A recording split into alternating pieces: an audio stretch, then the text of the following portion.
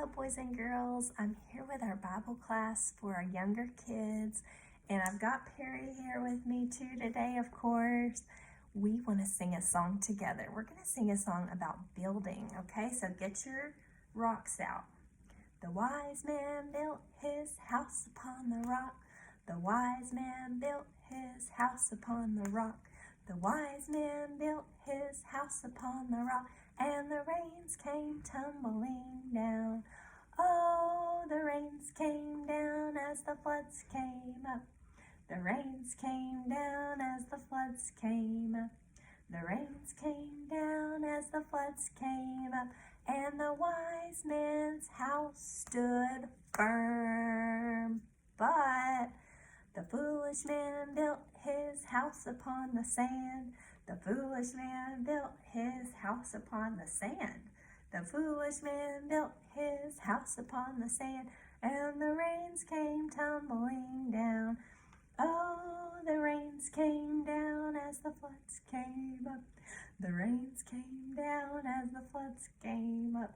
The rains came down as the floods came up, and the foolish man's house went splat. Ooh. So, build your house on the Lord Jesus Christ. Build your house on the Lord Jesus Christ. So build your house on the Lord Jesus Christ, and the blessings will come down. Oh, the blessings come down as the prayers go up. The blessings come down as the prayers go up.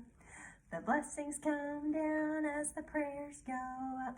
So build your house on the Lord Jesus Christ.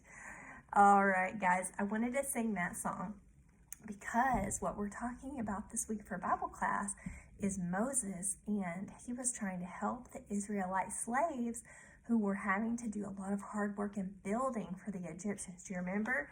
They were slaves, weren't they? So there's the mean King Pharaoh, and he was making the Israelites work so hard. Look at that poor guy's face. They are working so hard, and they weren't getting money for it, were they? It was hot, and it was just rough. Well, do you remember last week, Moses saw something crazy out in the desert where he was shepherding sheep. He saw a burning bush, didn't he? And God told him, God was in that bush, and God said, I'm going to use you, Moses, to go set the Israelite slaves free from the Egyptians, right? And so he said, God said, I have heard the Israelite people crying out and saying, this is horrible. We are suffering here, God. And he said, it's time for me to free these people, my people. He didn't want them to suffer anymore. And so he told Moses, you're going to go talk to Pharaoh, and you're going to tell him that it's time to let the people go. And Moses' brother was going to go with him too and help him, right? But that king was awfully mean, right? Ooh, he was a mean old guy. And so when Moses and Aaron came to talk to him and tell him to let the people go, do you think he said, oh, okay, sure, I'll let your people go? No. In fact, he was really mean about it, and he said, nope, we are going to make it even harder for the slaves to do their work because they needed straw to make bricks to build with, and the Egyptians had been giving them the straw that they needed. But Pharaoh said, no, we are not going to give them straw anymore. They're going to have to go find their own straw in the hot desert, and then they still have to make just as many bricks. That's mean, isn't it? So the Egyptians were really sad. I mean, not the Egyptians, the Israelites were really sad because suddenly their work was even harder, and they were being punished and hit by the Egyptians. Isn't that awful? And so Moses said, God, are you sure about this? Because things have now gotten really bad for your people, for the Israelites. They're having to work even harder, God. Why are we doing this? But God said, don't worry, I got this. I'm about to show some serious power. I'm going to show, do you remember what he showed Moses in the desert whenever he told Moses he was going to go do this?